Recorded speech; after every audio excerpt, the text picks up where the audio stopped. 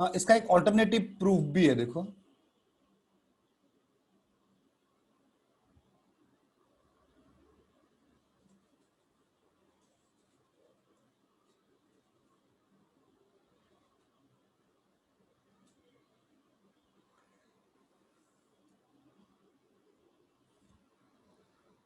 यहां से आपने एक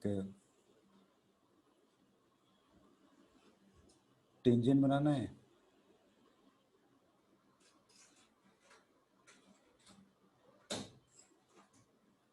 और वहीं से फिर आपने एक सीकेंट बनाना है।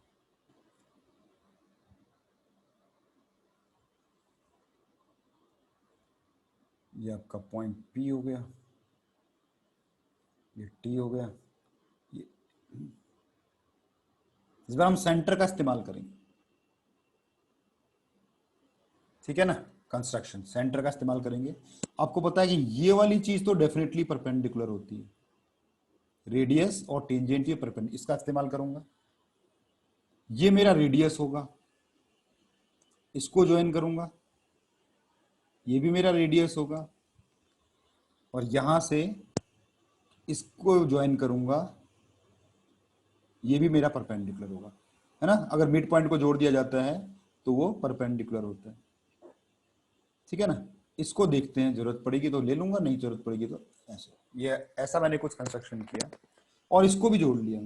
बेसिकली मैं राइट एंगल ट्रायंगल बना रहा हूं जितने पॉसिबल होते हैं, है ना। तो एक राइट ट्रायंगल ये बन गया, एक राइट ट्रायंगल, तीन राइट ट्रायंगल, बहुत सारे राइट ट्रायंगल मुझे दिख रहे हैं।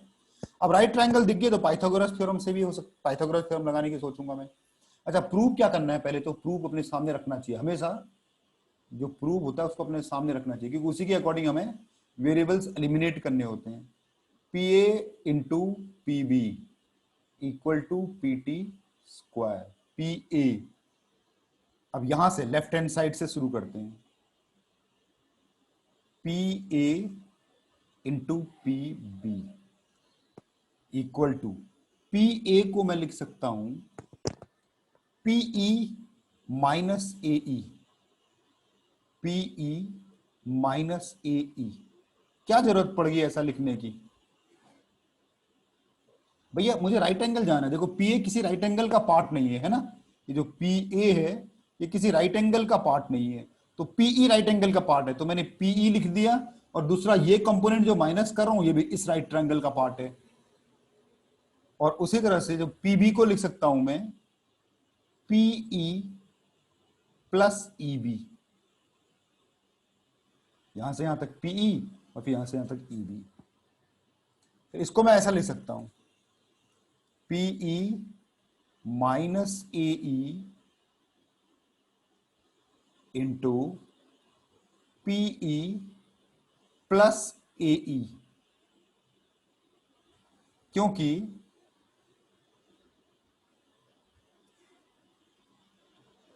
जो आपका ए ई है और जो आपका ई बी है दोनों इक्वल हैं, perpendicular on a chord bisects the chord. यहां से आप देखोगे पीई इंटू पीई, तो ये पीई का स्क्वायर माइनस ए ई का स्क्वायर, देखो पीई का स्क्वायर माइनस ए ई का स्क्वायर, ये बन गया देखो, ठीक है ना। अब पीई का ए ई का स्क्वायर को, पी का स्क्वायर तो रहने देते हैं, ए का स्क्वायर को बदल देते हैं by Pythagoras theorem in this triangle. तो ए का स्क्वायर हो गया R square minus O E square, R square minus O E square, है ना। ये आपका आर हो गया ये वाला, और ये ओ ई पाइथागोरस थ्योरम से ये, तो ये हो गया P E square minus minus plus O E square. ये आर स्क्वायर को थोड़ा देर के लिए अलग रख देते हैं। अब देखो पी स्क्वायर और ओ स्क्वायर क्या बना, पी स्क्वायर और ये ओ स्क्वायर, एक और राइट ट्रायंगल पे आप चले गए, तो पी स्क्वायर ओ स्क्वायर ये आपका बन गया देखो, है ना, पी ओ स्क्वायर। फिर से पाइथागोरस थ्योरम पे आप आ गए, P O square minus R square. अब ऊपर वाले ट्रायंगल पे चले जाओ, देखो आपको दिख जाएगा पीओ इस वाले ट्रायंगल पे अगर आप चले जाते हो तो पीओ आपका देखो हाइपोटेन्यूज हो गया, ये पीओ आपका हाइपोटेन्यूज हो गया। अब इस आर की जगह ये आर भी यूज कर सकता हूं क्योंकि ये भी आ रहा है और ये भी आ रहा है, ये भी तो रेडियस ही है ना। ये वाला आर, ये वाला आर को भी यूज कर सकता हूँ, ये वाला आर को भी यूज कर सकता हूँ। तो यहां से मैं उस ट्राइंगल में अगर जाना होगा मुझे तो यहां पर मैं अपने आर को रिप्लेस कर दूंगा किससे, ओ टी स्क्वायर से।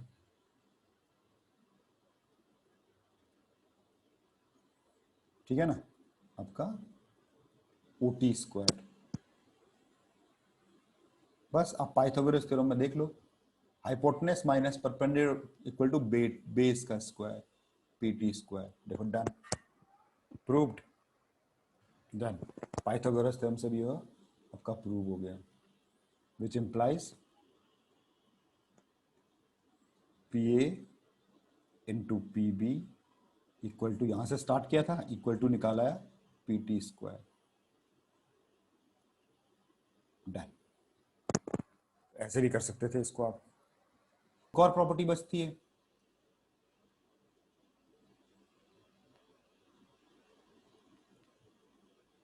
प्रॉपर्टी 4 ये कहता है, हाँ, from any point outside a circle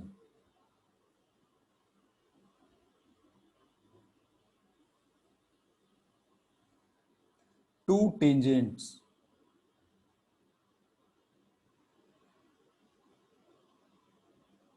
of equal length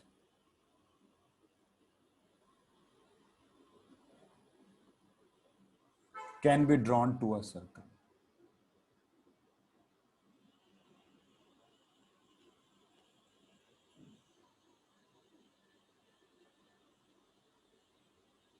ये प्रॉपर्टी, यानी किसी सर्कल पे अगर आप किसी एक्सटर्नल पॉइंट से,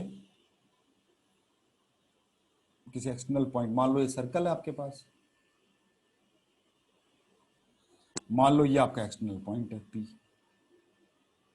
तो इस एक्सटर्नल पॉइंट से आप दो टेंजेंट बना सकते हो,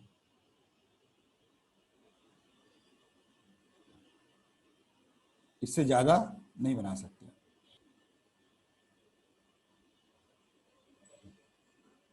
पी पॉइंट से आपने दो टेंजेंट बनाना है,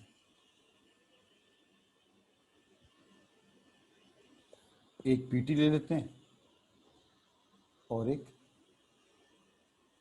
पीटी डैश ले लेते हैं, तो दो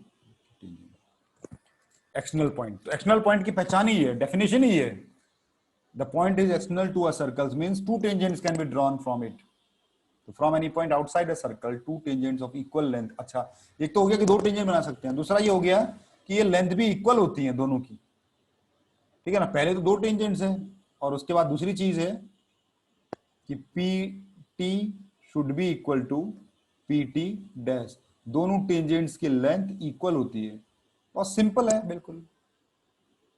अगर आप इसका सेंटर का इस्तेमाल करो, यहां से इस पर एक परपेंडिकुलर बना दो, इस पर एक परपेंडिकुलर बना दो, तो ये दोनों के दोनों इक्वल लेंथ के होंगे क्योंकि रेडियस होंगे, और इसको अगर आप जोड़ दो तो आपके पास दो ट्रायंगल बन जाएंगे। और अगर आप इन दो ट्रायंगल को देखो, P O T and triangle P O T dash, तो आप by R H S, right hypotenuse side R H S, आप ये प्रूव कर सकते हो कि P O T is congruent to, यहां सिमिलर का तो चक्कर ही नहीं है, पी ओ टी डैश, ये है ना, ये कॉमन हो गया, ये साइड इक्वल रेडियस की वजह से 90 डिग्री ये हो गया। बस, therefore by C P C T आपका P T is equal to P T dash, ये हो गया। ठीक है ना। अच्छा, यहां पर ना और भी चीजें पूछता है कि द लाइन ज्वाइनिंग द एक इसी प्रॉपर्टी को, भाई प्रूफ तो यहीं पर ही हो गया खैर, एंड एक और चीज प्रूव होके आ रही है यहां पर, ये अगर इसका एंगल 1 ले लूं और इसको एंगल 2 ले लूं तो हम ये बोल सकते हैं एंगल 1 इक्वल टू एंगल 2, ये भी ट्रू है सीपीसीटी से। और यहीं पर ही ये एक दूसरा स्टेटमेंट आ जाता है, प्रॉपर्टी 5 भी यही प्रूव हो जाती है। तो property 4 and property 5,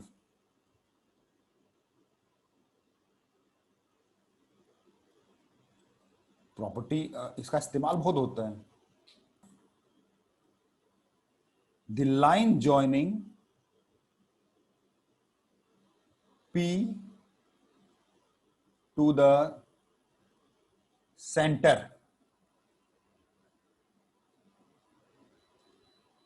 O of the circle bisects the angle between the two tangents.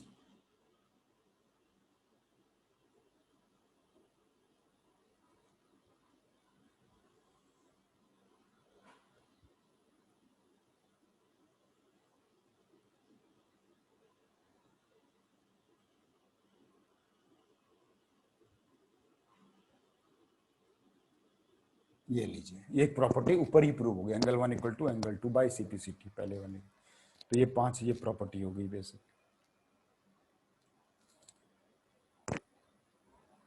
ठीक है ना।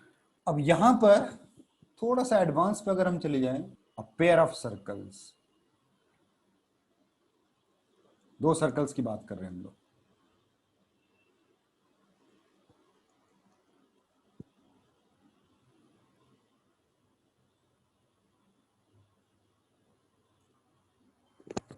दो सर्कल्स, ठीक है ना। अब दो सर्कल्स अगर आप बनाओगे तो आपके पास क्या क्या सिचुएशन हो सकती है। केस 1, एक सर्कल ऐसे बने, एक सर्कल ऐसे बने, तो एक थोड़ा छोटा एक सर्कल थोड़ा बड़ा है, दो सर्कल ऐसे बने। Case 1, non intersecting circle.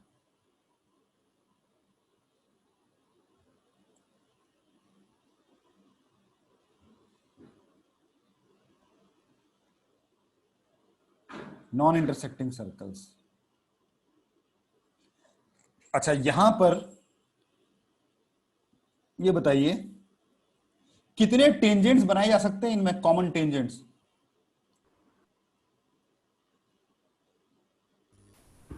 Sir दो। नहीं, sir two. There can be नीचे side four common tangents. Sir दो डायगोनल टाइप। हाँ, ऐसे सिचुएशंस में आप 4 कॉमन टेंजेंट्स बना सकते हो।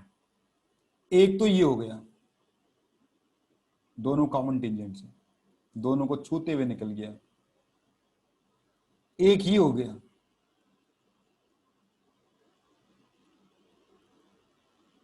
इनको बोलते हैं डायरेक्ट कॉमन टेंजेंट्स। और दो ऐसे भी हो सकते हैं, एक को यहां ऊपर छुआ, ये थोड़ा हाथ हिल रहा है, हाथ मेरा ये टच करके गया है, और एक ऐसे करके, इसमें स्ट्रेट लाइन नहीं बनती है ऐसे, ये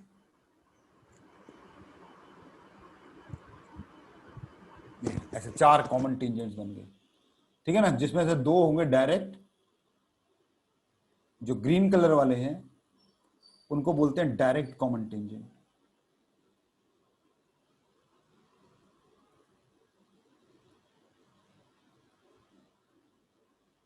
और जो रेड कलर वाले हैं उनको बोलते हैं ट्रांसवर्स कॉमन टेंजेंट।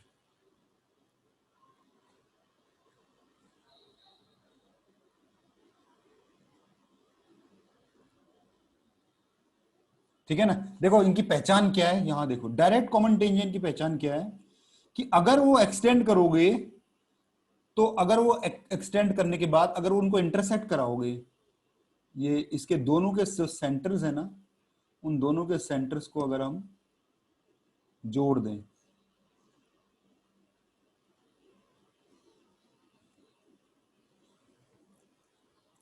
ये दोनों के सेंटर्स को जोड़ने वाली लाइन है, ठीक है। ये तो डायरेक्ट कॉमन टेंजेंट उनको बोलते हैं जो इंटरसेक्ट करे। अगर इंटरसेक्ट करे तो हो सकता है दोनों सर्कल का रेडियस इक्वल है तो फिर इंटरसेक्ट नहीं करेंगे। अगर वो इंटरसेक्ट करते हैं, डायरेक्ट कॉमन टेंजेंट इंटरसेक्ट करते हैं तो कहां करेंगे? Intersect externally to line segment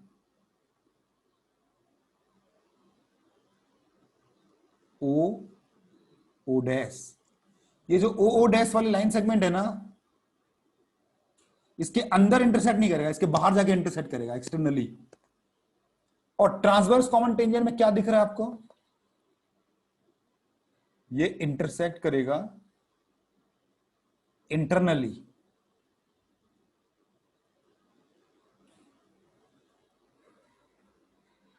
देखो ना, ये जो ओ डैश के कहीं अंदर ही।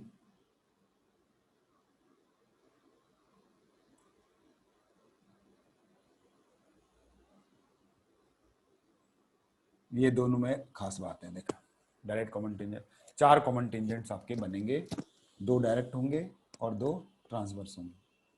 अच्छा, इसका कंडीशन क्या हो सकता है? कोई बता सकता है कंडीशन? बिना फिगर बनाए कुछ डेटा मेरे को अवेलेबल हो, कुछ डेटा दिया हुआ हो, उस डेटा के दम पर मुझे बताना हो, बिना फिगर बनाए। इस केस 1 की कंडीशन क्या है?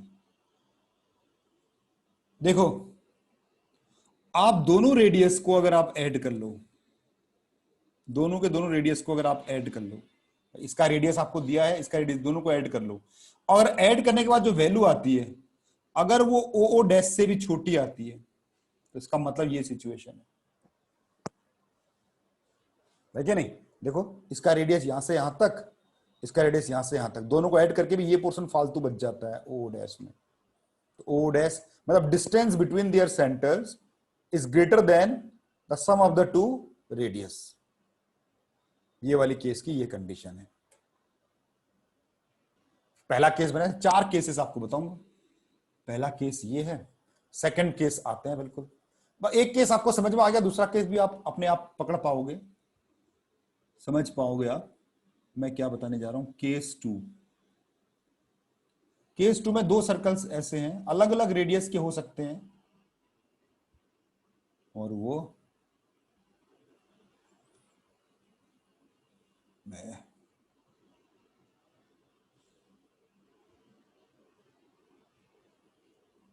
ऐसे करके टच कर रहे हैं। ये यानी सर्कल्स टचिंग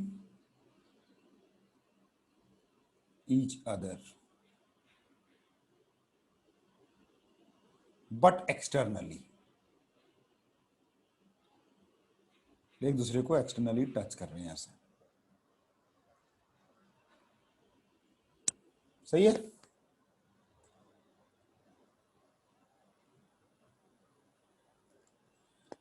हाँ, बता सकते हो इस बार कितने कॉमन टेंजेंट बनेंगे?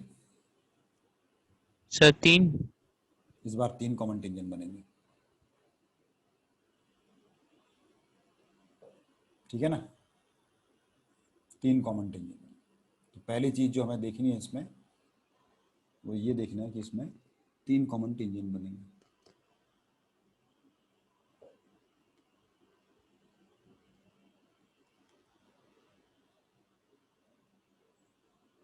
एक तो ये बनेगा ऐसे नीचे,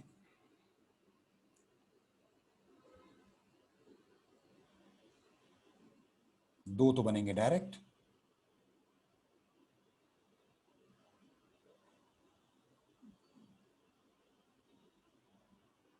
ठीक है ना? ये दोनों के सर्कल के सेंटर्स हैं।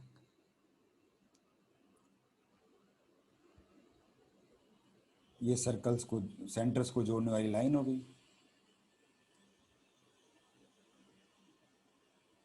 अभी इंटरसेक्ट करा दो, लाइन थोड़ी सी मेरी हाथ, और एक टेंजेंट इसका ये वाला कॉमन टेंजेंट बनेगा।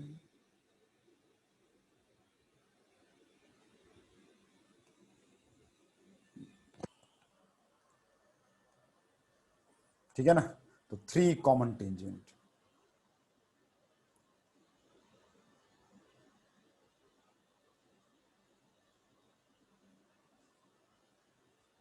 सही है। अब ये मैं इसको पूरा लिखने की जरूरत नहीं है, आपको पता लग गया होगा। हाँ, इसके कंडीशंस पे आते हैं सीधे। कंडीशंस क्या होगी यहाँ पर, कब ऐसी सिचुएशन उत्पन्न होगी कि एक सर्कल दूसरे सर्कल को एक्सटर्नली टच करता हो। R1 plus R2 equal to O dash. हाँ, Out is equal to O dash. तो दोनों सर्कल का जो रेडियस का जो सम होगा वो दोनों सेंटर के बीच की दूरी के इक्वल होगा। तो ये हो गया, देखो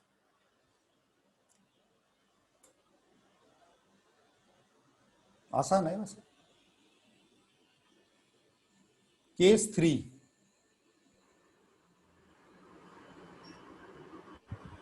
सर्कल्स ऐसे इंटरसेक्ट कर रहे हैं,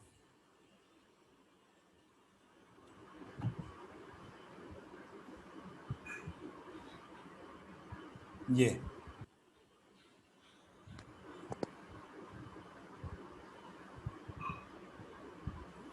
इंटरसेक्टिंग सर्कल्स।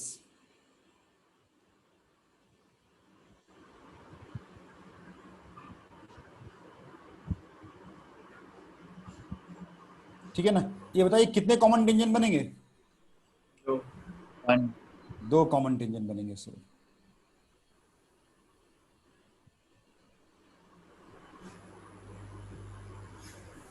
एक ऐसे ऊपर से निकलेगा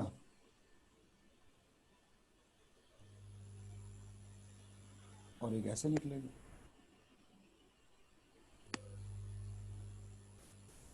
ये दोनों सेंटर की दूरी हो गई, ओ और ये ओ डैश। मैं इतना ही बनाता हूं इसको, ठीक है ना। कंडीशन क्या होगी इसकी,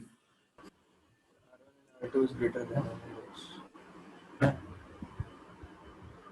इस बार आपका जो R1 प्लस R2 होगा वो दोनों की दूरी से बड़ा हो जाएगा। अगर ऐसा है तो इसका मतलब है, ठीक है ना, तो ये वाला केस बन जाएगा आपका।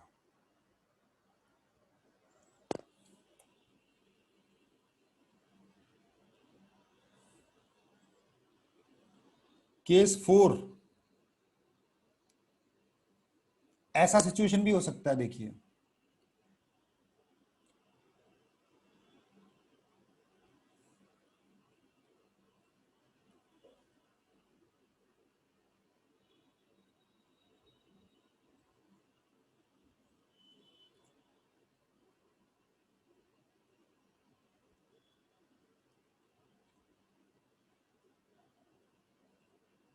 इस टाइप की सिचुएशन। एक कॉमन टेंजेंट होगा। one term, एक ही common हाँ, tangent। बोलेंगे क्या इस सिचुएशन को, सर्कल्स टचिंग ईच अदर। एक केस ऐसा ऑलरेडी आ चुका है, सर्कल्स, Internally. हाँ इंटरनली, ये Internally। Important, circles touching each other internally.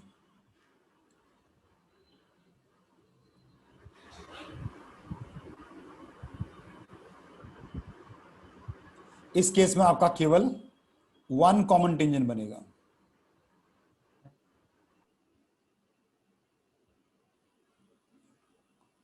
तो 1 कॉमन टेंजेंट बनेगा है,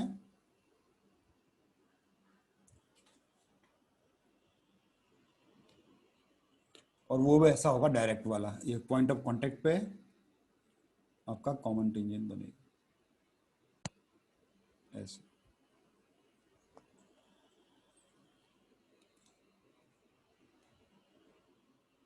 अच्छा, इसकी कंडीशन क्या होगी फिर,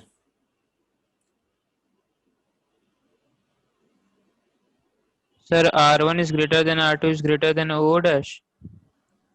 नहीं अब ऐसा, वो ऐसा तो बाहर और भी हो सकता है ऐसे ना, तो पहले भी हो सकता है, कहीं भी हो सकता है R1 R1 greater। देखो ये है condition, R1 minus R2 equal to O dash, ये होगा।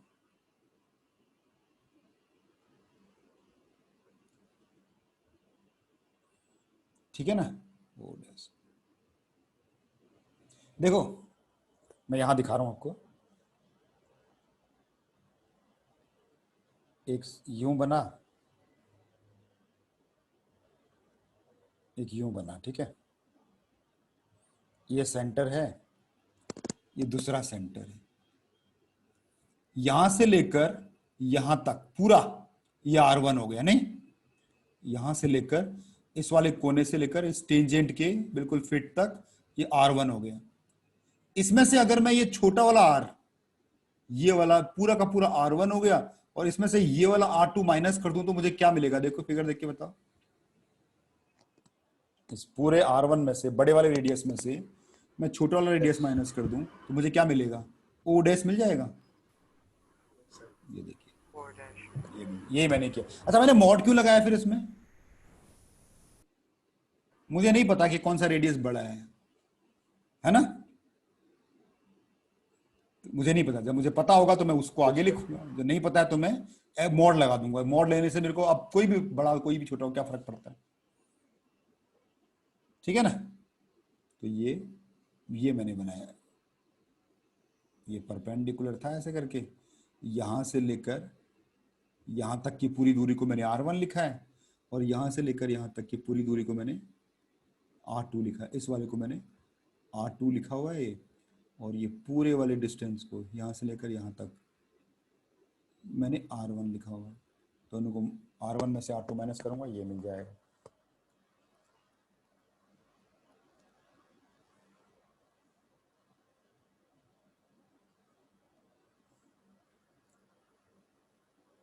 ठीक है ना, ये चौथा केस है। लास्ट केस, पांचवा case.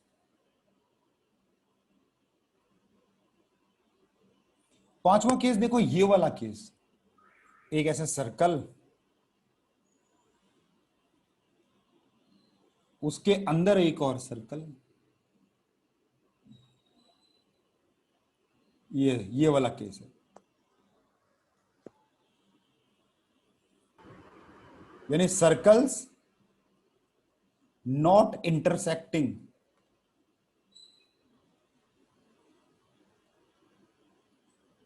circles not intersecting, but one circle is lying completely inside other.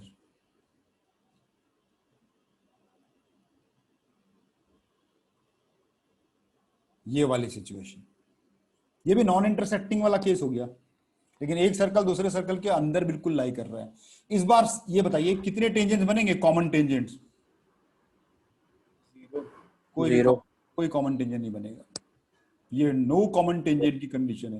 मतलब पता है आपको ना, एग्जाम में ना ऐसे नहीं बोलेगा, फिगर नहीं बना, आपको बोलेगा कि two circles are such that there can be no common tangent possible. तो इसका मतलब है वो इस टाइप की सिचुएशन की बात कर रहा है। तो यहां उल्टा पूछेगा, वो डायरेक्ट आपको सर्कल देगा नहीं। तो जब जब एक भी कॉमन टेंजेंट नहीं बनने की पॉसिबिलिटी बताएगा वो, तो मतलब फिगर ऐसा कुछ होगा, एक सर्कल दूसरे सर्कल के अंदर होगा, ठीक है ना। तो नो कॉमन टेंजेंट। अच्छा इसका बस वो जो क्राइटेरिया क्या होगा, मतलब रिलेशंस कैसे निकलेगा, कैसे पता लगेगा? यहां देखो, ये आपका O, ये आपका सपोज करो O डैश, यहां से लेकर R1 minus R2 is greater than O dash. R1, यहां से यहां तक R1 हो R2 गया। हाँ, तो यानी कि बिल्कुल सही बोला आपने, greater over R1 minus R2 आपका, इसका मॉड ले लेते हैं, ग्रेटर देन O डैश हो जाएगा, ये वाला कंडीशन हो जाएगा, ठीक है ना। अब देख लो जरा, अगर प्रूव करना चाहते हो तो ये P Q, इसको R ले लो। अच्छा R1 है क्या? R1 है OP plus PO dash plus O dash Q plus QR, ये OP plus PO dash plus O dash Q plus QR इस फिगर के अकॉर्डिंग। और R2 क्या है मान लेते हैं, ये केवल O1Q, तो इसका मतलब R1 माइनस R2 क्या होगा? ये O1Q, O1Q नहीं, O dash Q, O dash Q। हाँ, ये देखो O डैश Q कट जाएगा, बाकी बच जाएगा। तो R1 माइनस R2 आ गया OP प्लस PO डैश, ये कट जाएगा, प्लस QR। अब R1 minus R2 equal to ये OP प्लस PO डैश क्या हो गया? O dash plus QR extra बच गया। अब इसका मतलब यह है कि R1 माइनस R2 इन दोनों को ऐड करके आ रहा है। अगर कोई भी चीज अगर दोनों को ऐड करके उसके बराबर आ रही है तो एक से क्या होगा? किसी एक से इससे कंपेयर करूंगा तो क्या होगा?